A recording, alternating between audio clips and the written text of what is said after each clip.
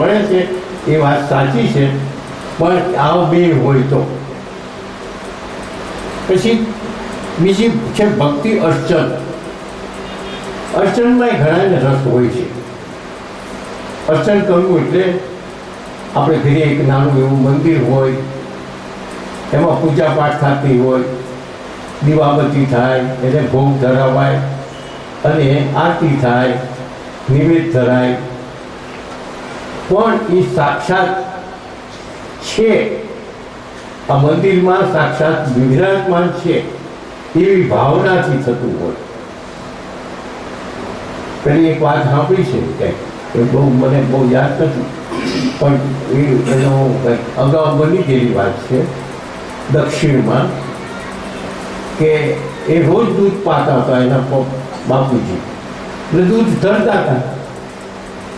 દૂધ ધરતા હવે પહેલાને બાર ગામ જવું છે કે એના છોકરાને કીધું, રામદેવની જ વાત છે, બંધાવતી તો રામદેવની જ વાત છે કે રામદેવ નાના એવા હતા એટલે કે હવે તું ભગવાનને દૂધ પાય અને પછી પ્રસાદ થઈને પછી જમતીએ.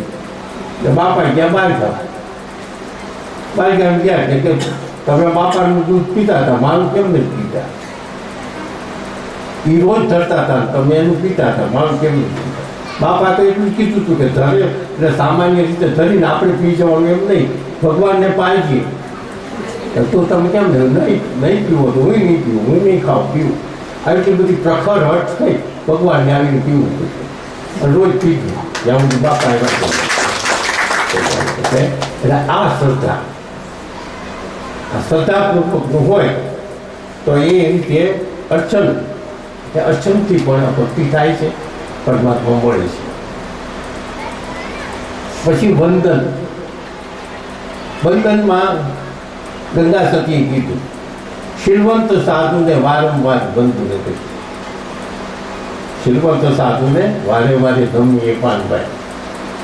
પણ વંદન કરવું એટલે શું એનું બરોબર અર્થ સમજવું.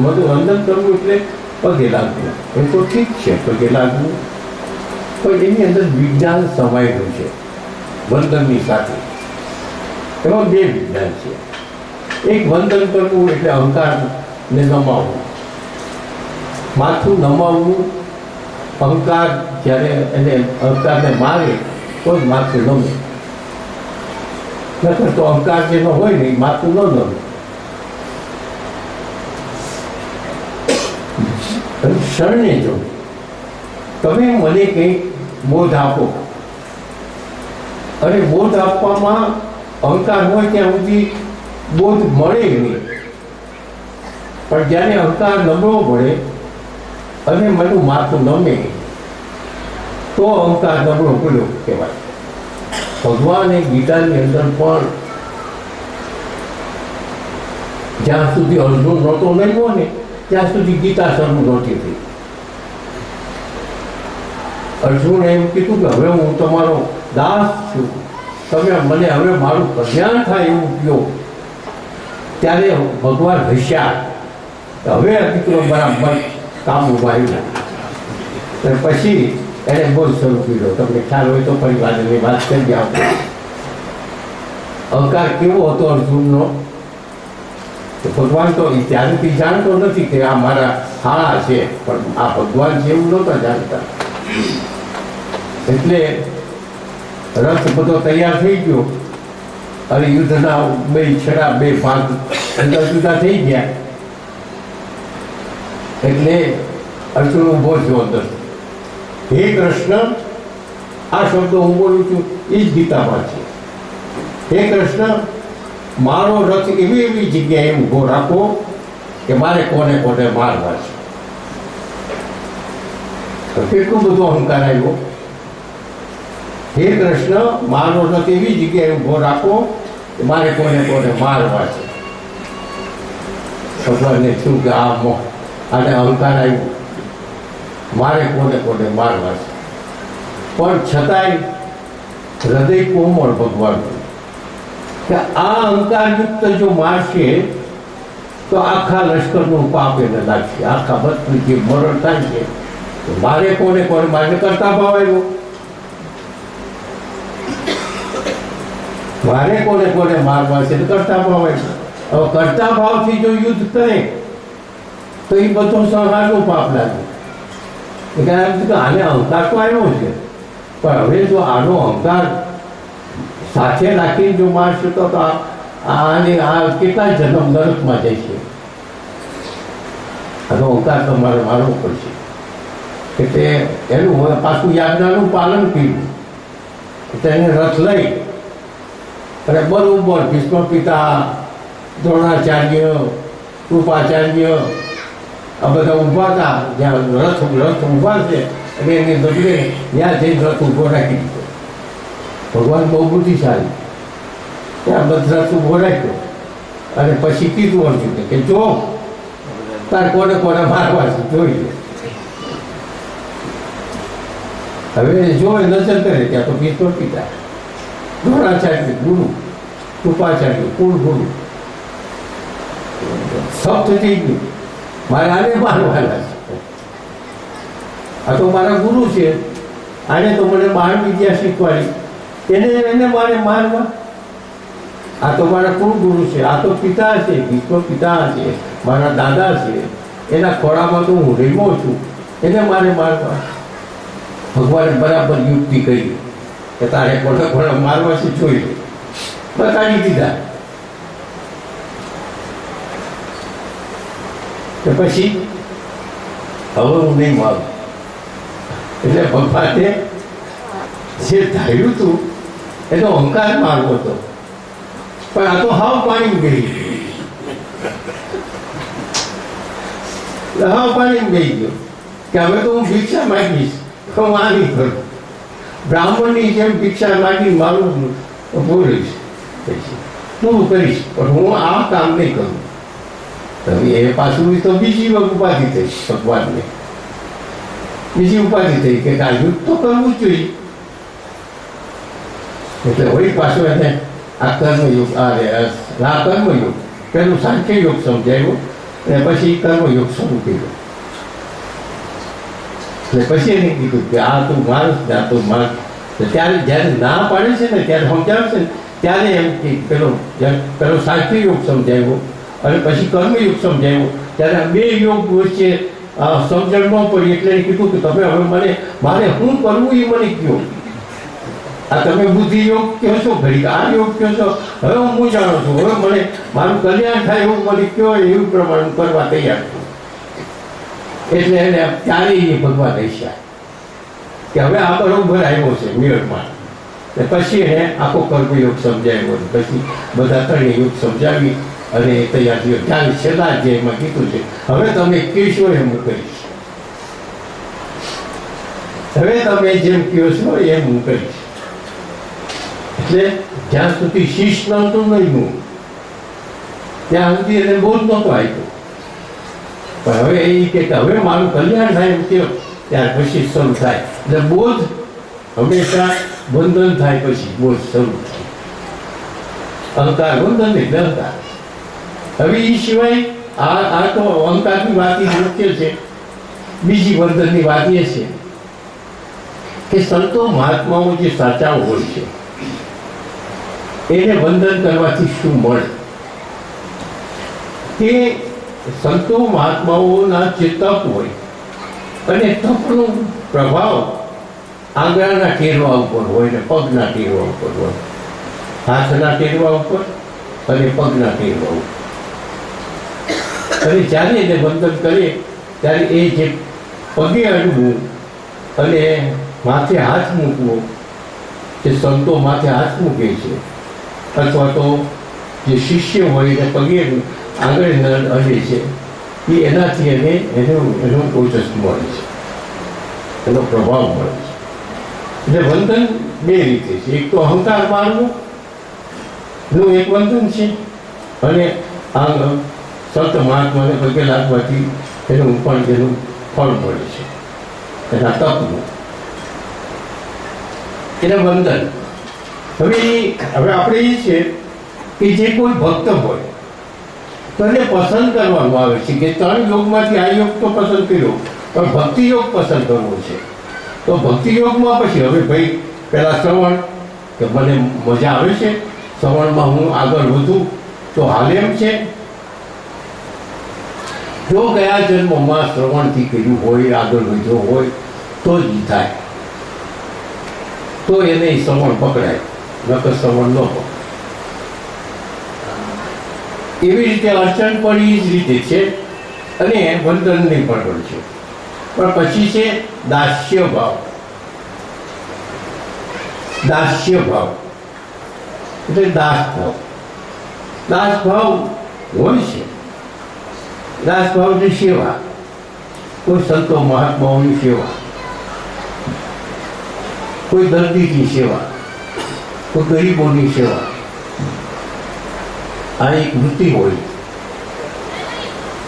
તો પણ એ એક ભક્તિનો યોગ છે, એક ભક્તિનો પ્રકાર છે.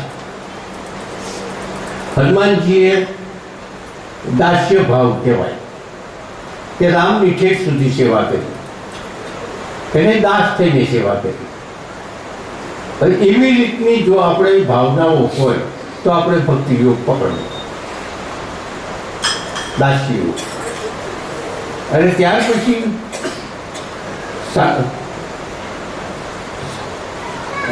સખ્ય. હા, સખ્ય એટલે મિત્ર ભાવ. મિત્ર ભાવ, મિત્ર એટલે ભગવાન મારો મિત્ર છે. જે ગોવાળિયા, કૃષ્ણની સાથે જે ગોવાળિયા હતા અને મિત્રની જેમ રહ્યા, એમ આપણે પણ માનસિક રીતે મિત્ર તરીકે રહી અને ગોવાળિયા મિત્ર તરીકે, અર્જુન પણ મિત્ર તરીકે રહેતો ઠેઠ સુધી, જ્યાં સુધી 11મો અધ્યાય નહોતો થયો ત્યાં સુધી મિત્ર ભાવે જ હતો. પછી એને કીધું કે હવે મેં તમને ઓળખી લીધા, એટલે મિત્ર ભાવ પણ છે. કીર્તન અત્યારે એ ચાલે. કીર્તન એટલે ભજન. આ ઉપરના જે છે ને એમાં થોડાક અશક્ય છે. પણ કીર્તન કરવું એટલે ભજન કરવું. ભજન કરવું સામાન્ય રીતે જે અગાઉ જેણે ઈશ્વર પ્રાપ્તિ કરી છે એવા જે ભક્તો થઈ ગયા અને એ ભક્તોએ જે કંઈક ભજનો રચ્યા અને એ ભજનો રચ્યા અને એ ભજનોનું આપણે એ બનીને પરમાત્માને સાક્ષાત સામે રાખીને જો આપણે કીર્તન કરીએ તો ધીમે ધીમે એકરૂપ થઈ જવાય. આ કીર્તનનું મહત્વ છે.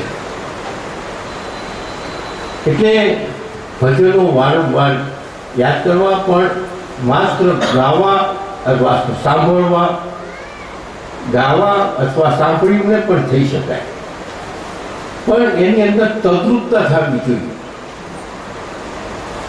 તદ્રુપતા નહીં થાય તો એ ત્યાં સુધી એક નહીં થવાય. જે ધ્યાનની અંદર તદ્રુપતા થાય છે, જે માળામાં તદ્રુપતા થાય છે, એવી રીતે ભજનમાં પણ તદ્રુપતા થવી જોઈએ. જ્યારે ભજન ગવાતા હોય ત્યારે એ એની મય બની જાય. નરસિંહ મહેતા, મીરાબાઈ, ત્યારે એને શરીરના ભાન નહોતા રહેતા અને એ એની મય થઈ જતા હતા. એને કીર્તન કહેવાય. કીર્તન એટલે થોડા ભજન ગાયા અને પછી પાછા હતા એવા ને એવા. પણ એ તો માત્ર અત્યારે જે થાય છે એ માત્ર રાગણી દેખાડવા માટે અને મનોરંજન માટે આશરો લે છે ભજનનો. પણ ભજન હકીકતે નથી હોતા, મનોરંજન. અને મનોરંજન માટે થઈને થતું હોય અને પોતાનું હું કેવો કલાકાર છું, કેવા સરસ રીતે ભજન ગાઉં છું, એ મુખ્ય હોય. અને અત્યારે તો પાછા હવે ભજન થાય છે ને, એ ભજન તો એવા થાય છે ભજન શું કરે છે એ જ ખબર નથી. લોકોને વાજાને પેલા જ વાગતું હોય એ જ સાંભળવું. હું ભજન કરે એના શબ્દો તો સંભળાતા જ હોય, પણ પેલા લોકોને વાજાને આ કે બધા સાધનો એટલા બધા થઈ ગયા છે એ સાધનોનો જ અવાજ હોય. એમાં પેલા ભજનીકનો તો અવાજ આવતો જ ન હોય, સંભળાતો જ ન હોય. અને પછી બધા ડોલતા હોય એ તો શું છે, ચલો સાપની સામે બોલી વાળવા કરે, સાપ ડોલે એમાં ડોલવાનું છે. ખાલી ખોટું ડોલવાનું છે. ભજન તો કાંઈ સાંભળાતું નથી. કીર્તન પછી સમરણ. સમરણ એ બહુ સારી વાત છે. ભાગવત છે, દેવી ભાગવત છે, ઉપનિષદો છે, અષ્ટાવક્ર ગીતા છે, ભગવદ્ ગીતા છે. આ બધું જે છે એનું વાંચન કરું અને એનું મનન કરું. એ પણ એક જાતની ભક્તિ છે.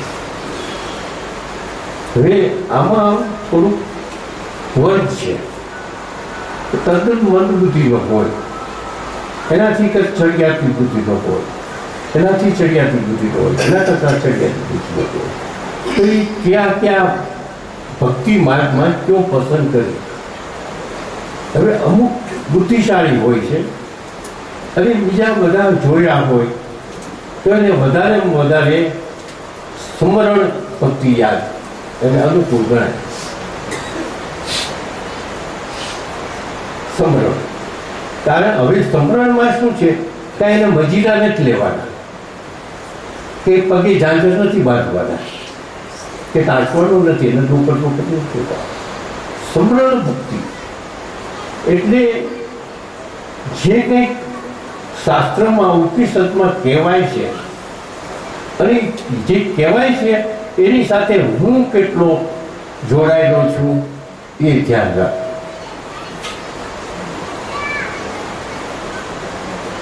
એક સૂત્ર અંદર હોય તો એ સૂત્રનું સમાધાન ન થાય ત્યાં સુધી બીજું સૂત્ર વાંચવું નહીં. સમજાયું? બીજું ન વાંચ. એવું એટલું 4 દી થાય, 5 દી થાય, પણ એ જે કહેવામાં આવ્યું હોય એવું મારું જીવન એનાથી હું કેટલો દૂર છું એ જોઉં. અને એ થાય. એક દાખલો છે, એક સંત હતા, એક ઋષિ હતા, એને 7-8 છોકરા આવ્યા ભણવા. એટલે પહેલે જ દિવસે એને કીધું કે સત્યમ વદ, એટલે બધા છોકરાઓને કે તમે પાકું કરીને આવજો. બીજેથી છોકરા આવી ગયા, સત્યમ વદ અમને આવડી ગયું. એક છોકરો એવો આવ્યો મને નથી આવ્યું, બીજે દીકરો મને નથી આવ્યું, ત્રીજે દીકરો મને નથી આવ્યું. 4 દી સુધી ના પાડી. 5મે દિવસે કીધું હવે મને આવડી. આ પછી કઈ મહાત્મા તો પરીક્ષા લેતા હતા કે આ 4 છોકરાને આવડી ગયું, તને ન આવડ્યું. એ તો સત્યમ બધું બોલે છે. ત્યારે એને કીધું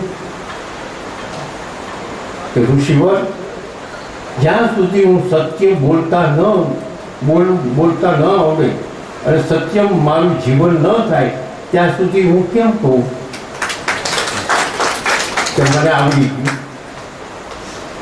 સત્ય મારું જીવન ન બને ત્યાં સુધી આ 4 દિવસમાં મેં આ બધી ટ્રાય કરી અને હવે મને એમ થયું કે ના, સત્યમ બધું વાંધો નથી. હવે આ જીવનનું સત્યમ બોલીશ.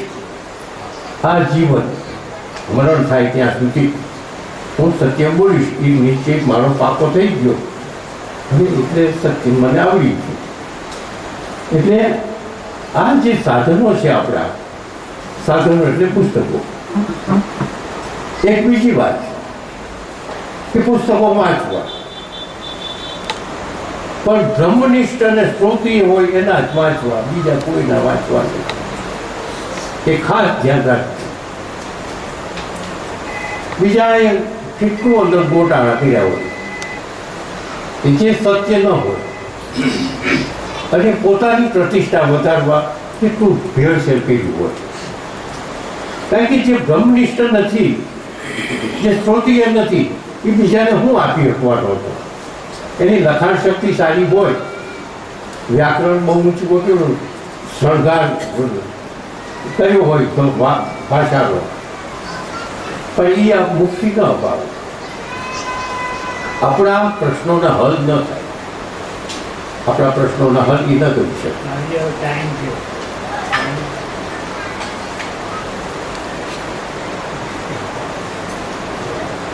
થોડી જોઈ તો પછી લઈએ આપણે. એ આ વાત તો પૂરી કરું. એટલે જે સમરણ છે, સમરણ એટલે શું કે જે આપણી પાસે તો કંઈ જ્ઞાન નથી, જ્ઞાન તો પુસ્તકમાંથી લેવાનું છે અથવા તો કોઈ સંત મહાત્મા પાસેથી લેવાનું છે. જે સંત મહાત્માઓ પણ એવા જ ગોતવા કે શ્રોત્રિય અને બ્રહ્મનિષ્ઠ ન હોય એવો સંતને સાથે સત્સંગ ન કરવો. શ્રોત્રિય અને બ્રહ્મનિષ્ઠ ન હોય અને કદાચ એવા સંત થઈ ગયા હોય, આપણાથી એવા ગુરુ થઈ ગયા હોય, ભૂલમાં આપણે ઓળખવામાં ભૂલ થઈ ગઈ અને એને એવા ગુરુ આપણાથી નથી, તો બદલાવામાં જરાય પાપ નથી, જરાય પાપ નથી. કારણ કે આપણું લક્ષ્ય પરમાત્મા પ્રાપ્તિનું છે અને જે એટલે બદલાવીને એને તિરસ્કાર નથી કરવાનો, એને છોડી દેવો, એને વઢવાનું નથી કાંઈ જ. કારણ કે આપણે જે ગતિ છે એ ગતિમાં મદદરૂપ ન થાય એવો હોય એ શું કામનું? આપણી જો પ્રગતિ ન કરી શકે, કારણ કે એને પોતે પ્રગતિ નથી કરી, એ આપણી પ્રગતિ ન કરી શકે.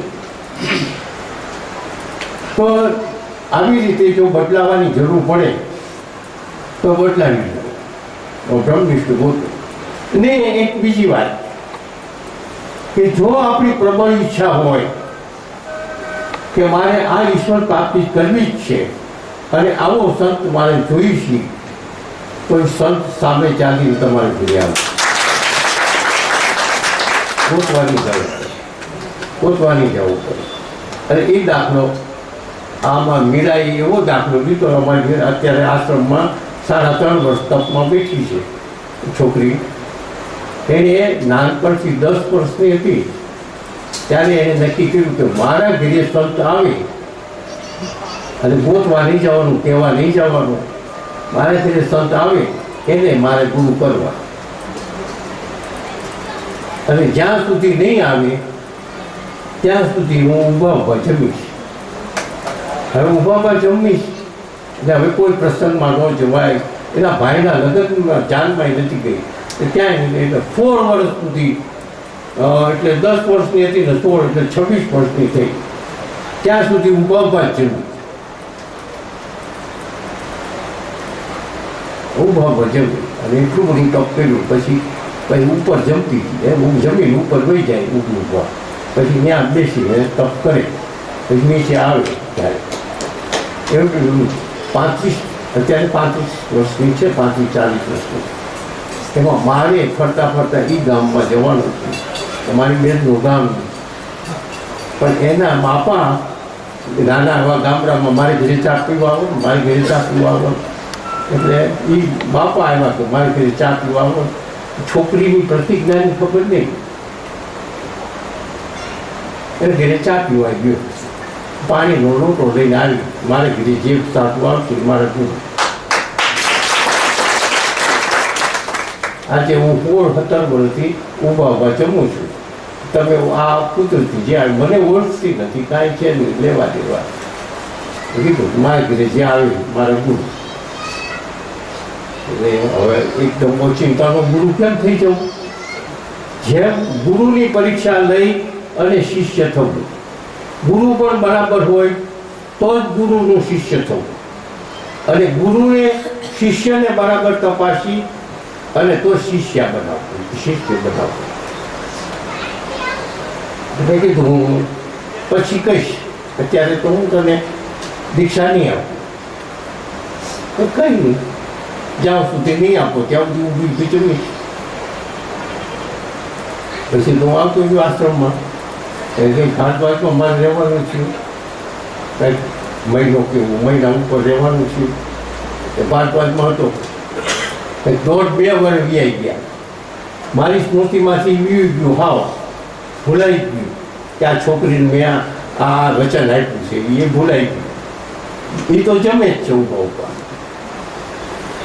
પછી અમારો ભાણેજ હતો, એને મળ્યા અને કે આ છે ક્યાં રહે છે સ્વામીજી, અને આ છોકરી હજી ઊભા ઊભા જમે છે. એણે ફોન કર્યો કે તમે ક્યાં છો? હું ભારતવાસમાં. તો કે આ છોકરી હજી ઊભા જમે છે, તમે કાંઈ જવાબ આપ્યો નથી, કાંઈ કીધું નથી. મેં કીધું હવે ભારતવાસમાં મોકલો. ભારતમાં મેં એને દીક્ષા દીધી. મત રાઈ. એટલે ગુરુ પૌને જો એવી તીવ્ર ઈચ્છા હોય તો હું આવે, તમારે ઘેર આવે, સામે આવી. છેવટે જો ગુરુ નહીં આવે ને તો તમને પુસ્તક કોક આપી જશે. એમાં લખતું, એને જ લખતું માર્ગદર્શન જે તમારે જોઈશે એ માર્ગદર્શનનું પુસ્તક તમને મળશે. આપણા જે છે ને ગણેશપુરી વાળા મહારાજ થઈ ગયા મુંબઈમાં, એના શિષ્યનું નામ મુક્તાનંદ. મુક્તાનંદનો એવો દાખલો છે, બહુ સરસ દાખલો છે.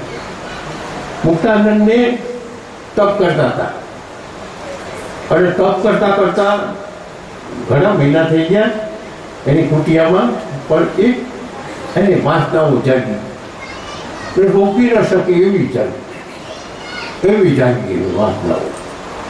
પછી એને નક્કી કર્યું કે આ હવે મારે તપ કરવું છે ને આ થાય તો હવે મારે મરવું પડે, આપઘાત કરવાનું કરી નાખવું. એટલું બધું એને થયું એની પોતાની જે ઈચ્છાને દબાવવા માટે કે આ કેવી રીતે હું જીવી શકું. એટલે એને દૂધ આપવા હોતો તો એ કહી દીધું કાલથી દૂધ મને ન આપતો, આપઘાત કરવાનો નિર્ણય કરી દીધો. અને પછી હાલવા માંડ્યા, આપઘાત કેવી રીતે કરવો. બહુ હાલ્યા ક્યાંક હાલવા. એક પર્વત ઉપર જોયું, પર્વત ઉપરથી પડી મરી જવા જેવું યોગ્ય હતું. આ પર્વત ઉપર શરીર કોણ ભીખો પાછળના ભાગમાં આમ ભીખડ ચાટી, પર્વત ઉપર ચડી અને આમ પડવા જાય છે ને એ નીચે એક વાડીમાં એક ખેડૂત, એ ખેડૂત એને ખબર નહીં કે પડવા જાય છે એટલે તેમ કે ફરવા જાય છે પર સાધુ.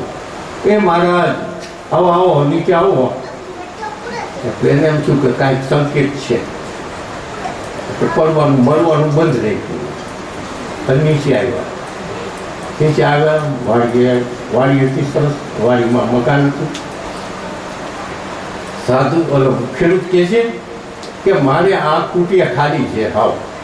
અને એક સાધુ ઘણા ટાઈમથી તપ કરતા હતા અને પછી વ્યાઈ ગયા, એટલે શરીર છૂટી ગયું કે કંઈ પણ ખાલી છે હવે અત્યારે.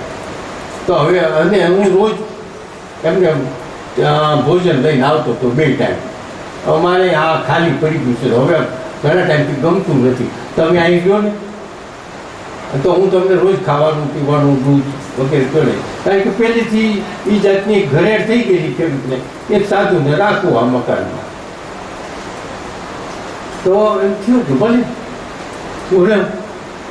હવે રહ્યા. પહેલે દિવસે બાજુમાં કબાટ હતો, એને શું કે આ કબાટમાં કંઈક પુસ્તક હોય તો વાંચવું. તો પુસ્તક કબાટમાંથી કાઢીને ખોલ્યું તો એ જ નીકળ્યું કે આવી વૃત્તિઓ ઉત્પન્ન થાય તો શું કરવું. આવી વૃત્તિઓ આખું એને સમાધાન થઈ ગયું પુસ્તકમાં, અને એ જ નીકળ્યું. એટલે કહેવાનો મતલબ કે જે આપણી તીવ્ર ઈચ્છા હોય એ સફળ થાય, પણ તીવ્ર ઈચ્છા હોવી જોઈએ. પેલી ટીટોળી ટીટોળીની વાત કરી, ટીટોળી જેવી ઈચ્છા થાય. એટલે એક વાત ધ્યાનમાં રાખવી, એક લક્ષ્ય બરાબર, લક્ષ્ય પાક્કું, પેલું ડગે તો ભલે ડગે, પણ આપણું અંદરથી જે લક્ષ્ય છે અને સંકલ્પ છે ડગવો ન જોઈએ. આવા યોગ્ય સાધુ પાસે માર્ગદર્શન માગવું અને આવા પુસ્તકો અને એ પુસ્તકોનું મનન એટલું બધું કરવું કે તદ્રુપ થઈ જવું જોઈએ, ત્યાર પછી આગળ વધવું. જમવાનો ટાઈમ થઈ ગયો.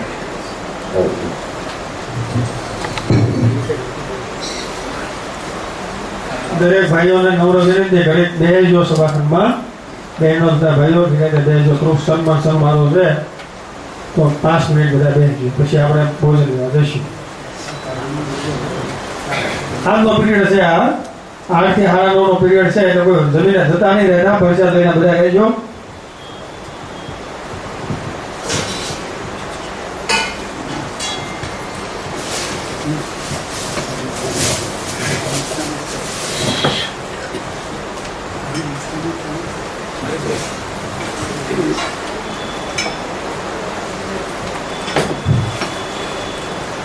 હું મંજી દાદાને વિનંતી કરીશ કે તેઓ શ્રી સ્વામીજીને ફૂલ હાર પહેરાવી અને શાલથી એમનું સન્માન કરશે.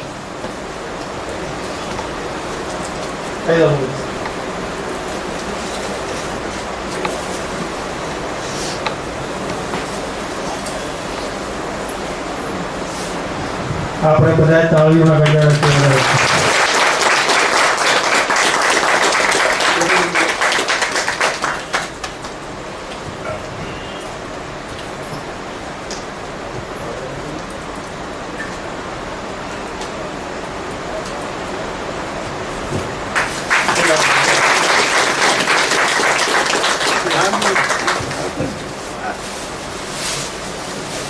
હું દેવજીભાઈ ધોળાવાળાને વિનંતી કરીશ તેઓ ઉભા રહેશે. ઉભા થાવ હરિહર પ્રભુ, ઉભા થાવ, ઉભા થાવ પ્રભુ. હું બાપભાઈને વિનંતી કરીશ તેઓ શ્રી અને સારું વડાને સન્માન કરશે. બાબુભાઈ રાજપીપળા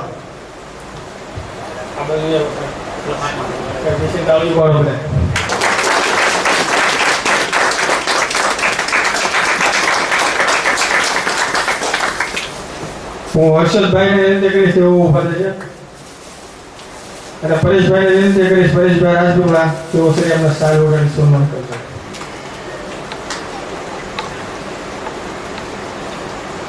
આ બાજુ થોડુંક મોઢું, આ બાજુ હા બરાબર ફોટો આવે એ રીતે.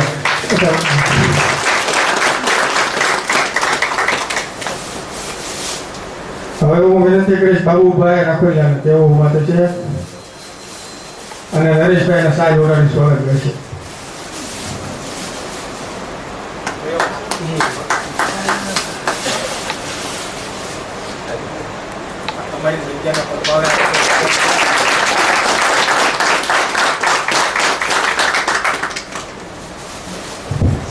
હવે હું વિનંતી કરીશ મગનભાઈ માંડવીવાળાને તેઓ ઉભા થશે અને એમનું પણ સ્વાગત. ઉભા થાવ.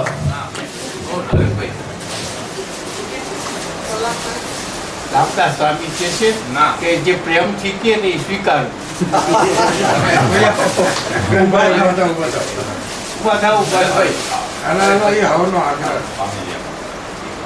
સ્વામીજીને આ લઈને